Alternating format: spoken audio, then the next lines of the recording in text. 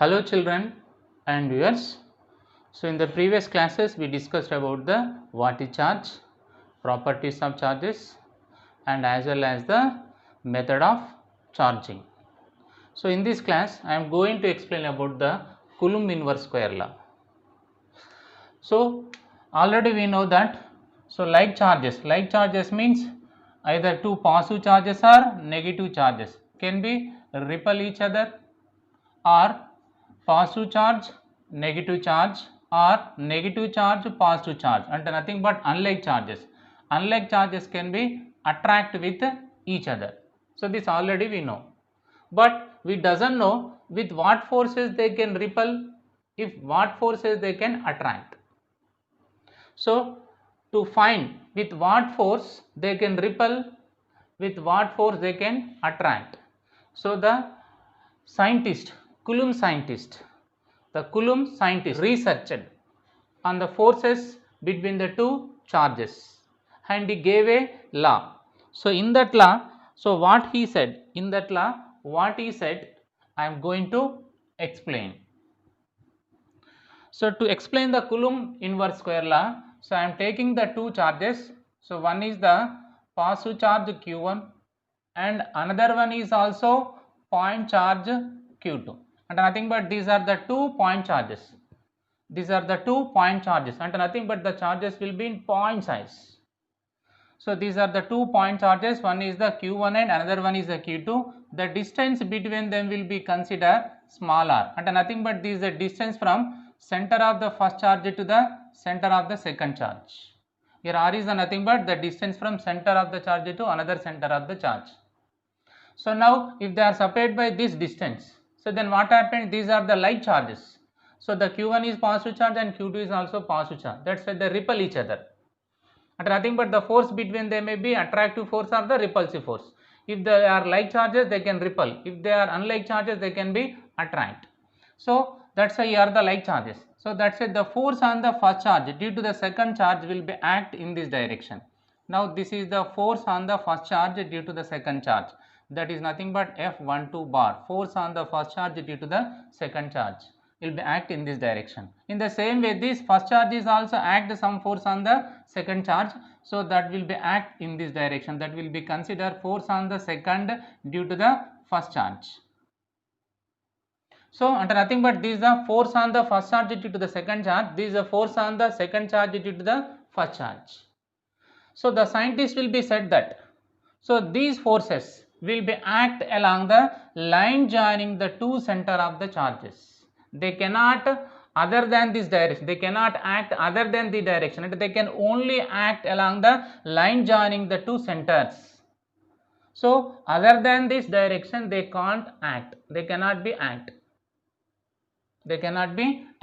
So that's why what he said that the force F between 2 point charges, always act along line joining two centers of charges.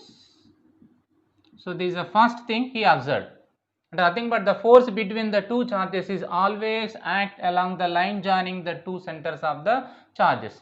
Other than this direction they cannot act, they cannot be act.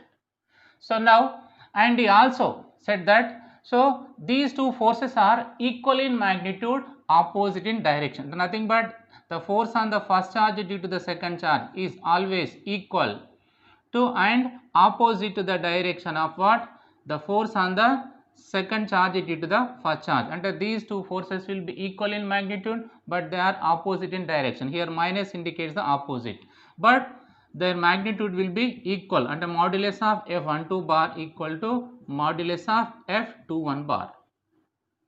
And he also observed that the force between these two charges, is always directly proportional to the magnitude of the two charges.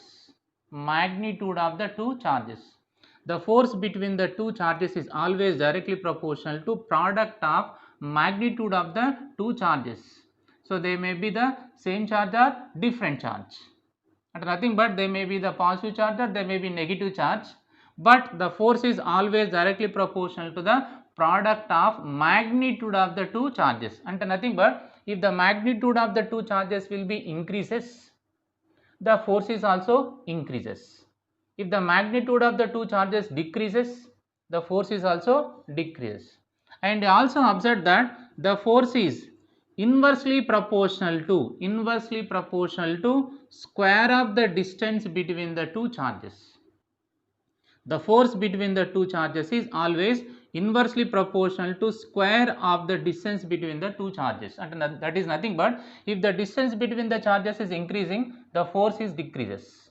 If the distance between the two charges decreases, the force will be increases. And he also said that so the force between the two charges depends on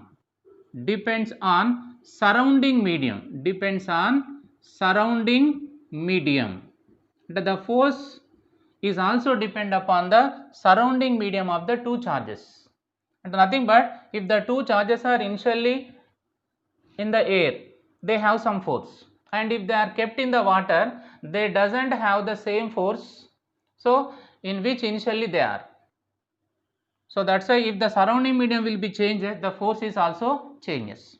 So finally from these observation, so we can write a formula. So that formula is nothing but, so he wrote a formula by observing these things. So the formula is the force between the two charges is equal to K into Q1 Q2 by R square. So this is the force. This is the force between the two charges, that may be attractive or that may be repulsive.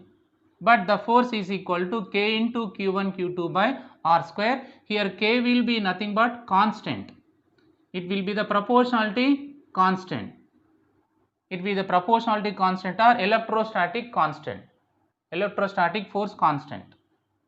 So this K will be also depends on surrounding medium, and nothing but so it depends upon medium.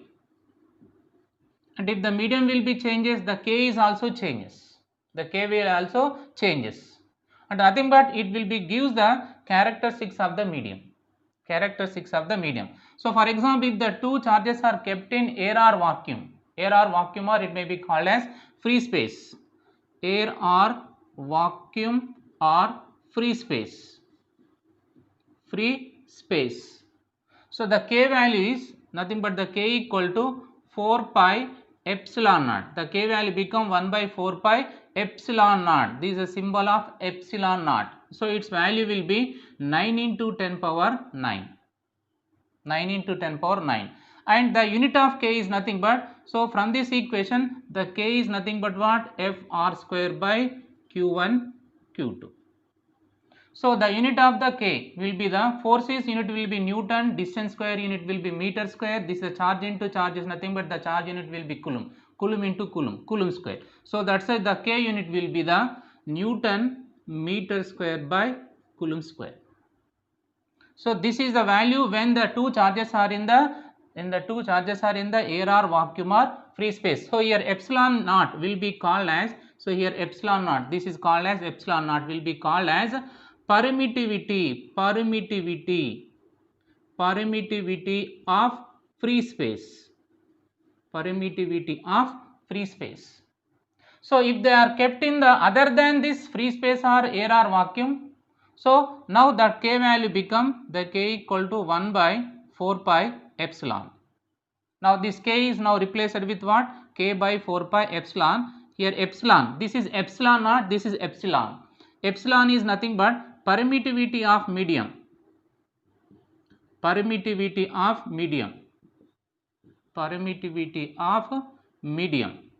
Epsilon naught is nothing but permittivity of free space. So finally from all these observation he gave a law. So that is nothing but the electrostatic force between these two charges, electrostatic force between any two charges, any 2 point charges is always directly proportional to product of magnitude of the two charges and inversely proportional to square of the distance between them, and the force always act along the line joining the two centers of the charges. So that is the law he given. Whom? coulombs. So what is the Coulomb's inverse square law? The electrostatic force between any 2-point charges, the electrostatic force between any 2-point charges is always directly proportional to product of magnitude of the two charges and inversely proportional to square of the distance between them, and that force always act along the line joining the two centers of the charges. So this is the Coulomb inverse square law. And next I am going to explain about this Coulomb inverse square law has some limits. So the limits of Coulomb inverse square law. Coming to the limits of Coulomb's law, Coulomb's inverse square law. So the first limit is this Coulomb's law is applicable for only point charges. It cannot be applicable for extended charges. It is applicable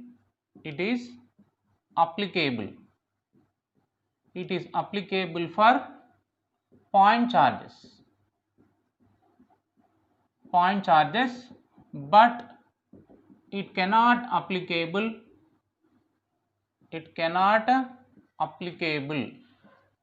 for extended charges.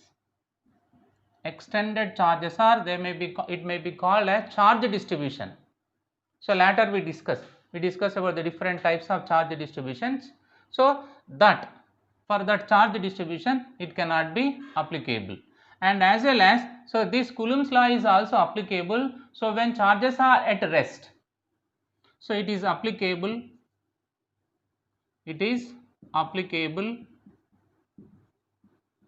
when charges are at rest, when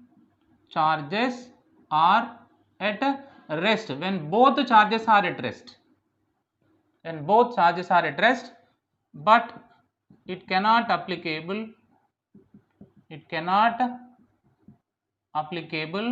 when both charges are in motion. So these are the two limitations of the Coulomb's law. But the Coulomb's law is applicable when one charge is at rest and other charge is in motion. And next, coming to the vector form of the Coulomb's law.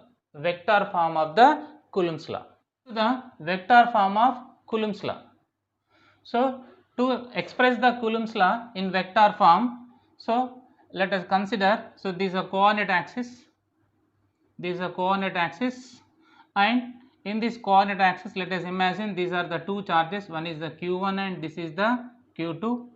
The position vector of the q1 from the origin of the coordinate axis will be considered r1 bar, and the position vector of the second charge from the origin of the coordinate axis will be considered r2 bar, and r1 bar is the position vector of the first charge and r2 bar is the position vector of the second charge. So now consider, so this is the first charge q1 and this is the second charge q2. Now the distance between these two charges, can be expressed in terms of the position vectors in two ways. So when we move from the first charge to the second charge, so the distance can be expressed nothing but, so the final position minus initial position, and nothing but r2 bar minus r1 bar. And if we move from the second charge to the first charge, when we move from the second charge to the first charge, so the distance can be, the position vector can be expressed nothing but r1 bar minus r2 bar, and nothing but the distance between them can be expressed in terms of the two position vector. So one is when we are moving from the first charge to the second charge, so the second charge is the final, that's why the final position minus initial position is nothing but r2 bar minus r1 bar. So when we move from the second charge to the first charge, the final position is the q1 and initial position is the q2, so that's why the distance between them is nothing but what, r1 bar minus r2 bar, and I am expressing the distance in terms of the position vectors, So that's why the distance between them is nothing but, so what you can written as, the distance between them can be written as nothing but modulus of r1 bar minus r2 bar and modulus of r2 bar minus r1 bar, because the modulus of the vector can be represent the magnitude. So now these are the two like charges. So that's why the second charge is apply some force on the first charge, that will act in this direction, that is nothing but the force on the first charge due to the second charge, that is nothing but F1 bar. And as well as in the same way this first charge is also apply some force on the second charge, that is nothing but so the force on the second charge due to the first charge. F12 bar is nothing but force on first charge due to the second charge. F21 is nothing but force on the second charge due to the first charge. Now I am expressing the force in terms of vector, then that is called the vector form. So first of all I am expressing this force in vector form, that is nothing but F12 bar, and the force on the first charge due to the second charge is nothing but K into Q1 Q2 by distance square. So but this is the direction of force acting on the first charge. That's why in this direction, and this is a force direction, in this force direction, so which vector is acting under this vector. So that's why we have to take this distance. So what is the distance? That is nothing but r1 bar minus r2 bar modulus square. This is the distance. Why I am taking this distance? Because so we are moving from the second charge to the first charge, and nothing but the force on the first charge due to whom? Due to the second charge. That's why this position vector and nothing but this distance we have to take. So this is the distance in terms of these two position vectors, but it is only the magnitude. To express in vector form, it must be multiplied with the unit vector. So then only it can be converted into the vector form. But which unit vector we have to take here?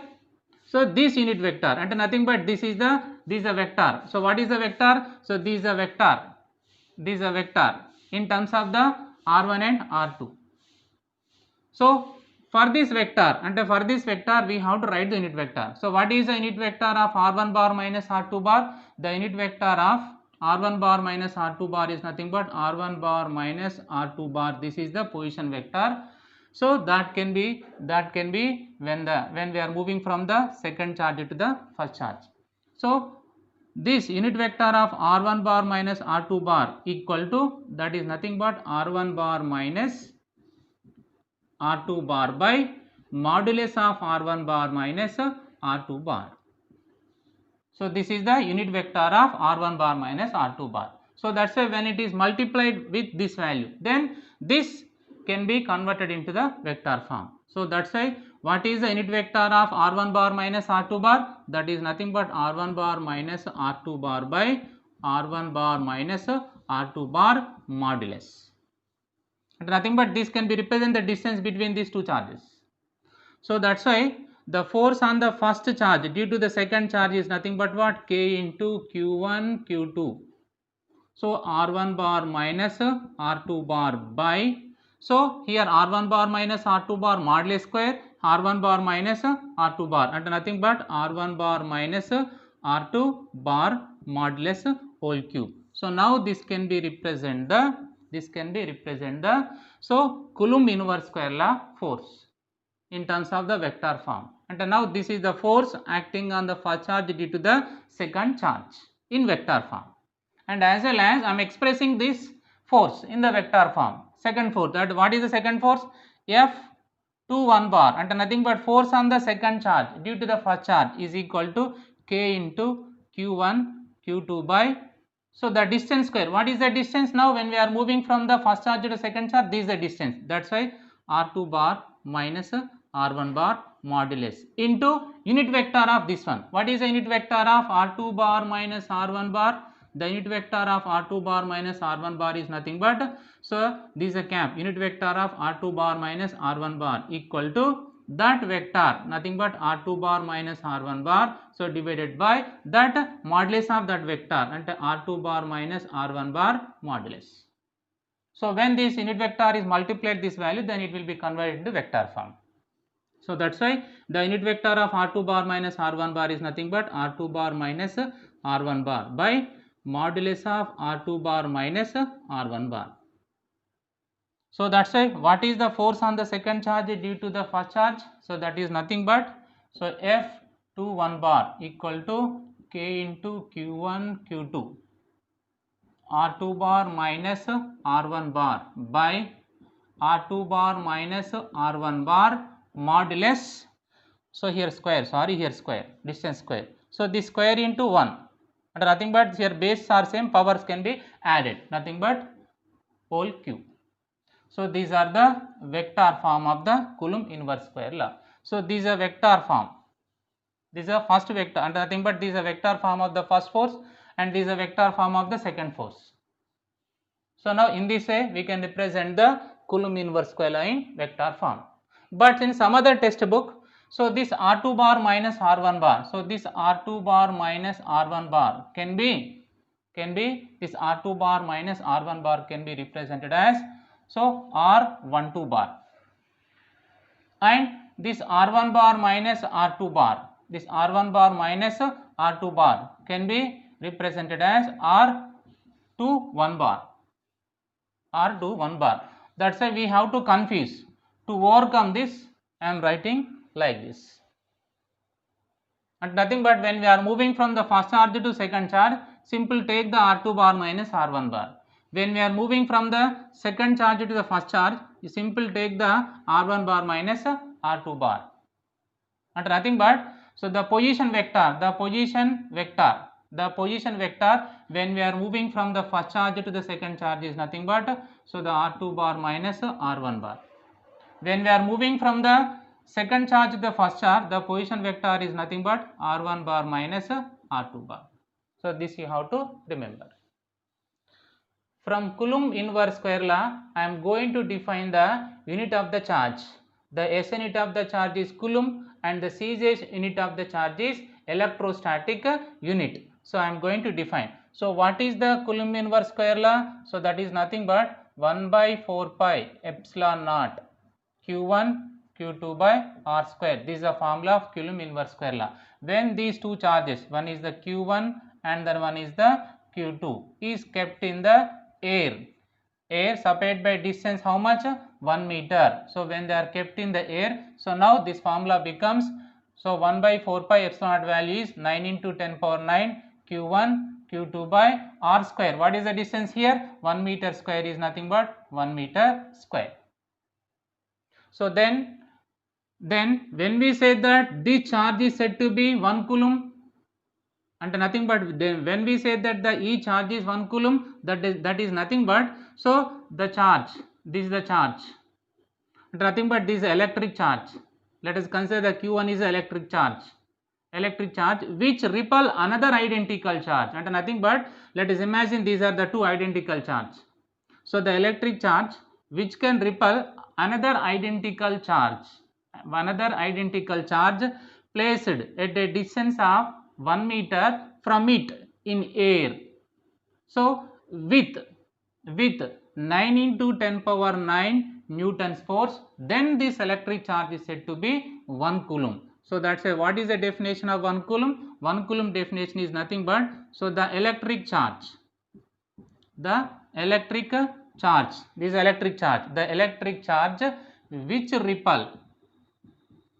which repel another identical charge,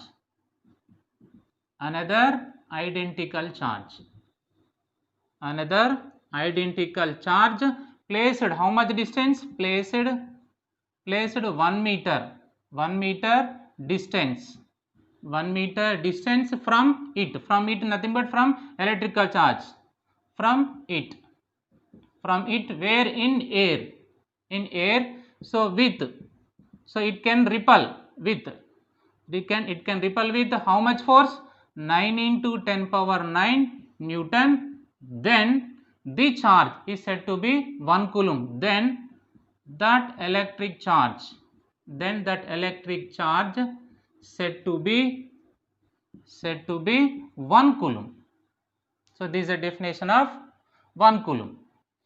So as well as this is SI unit.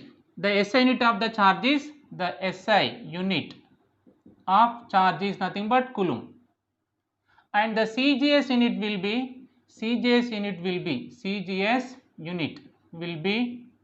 electrostatic unit. Electrostatic unit also called as static coulomb. Next I am going to define the one electrostatic unit.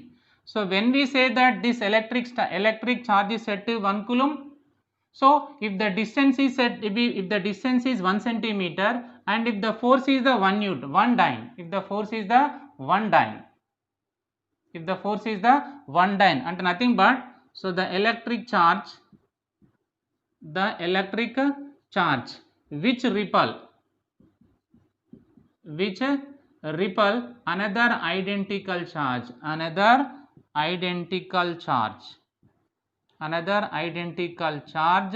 placed at a distance of 1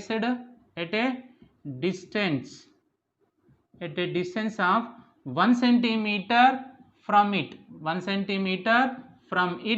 in air, then it repel. How then it can repel? So then it can repel with a force of 1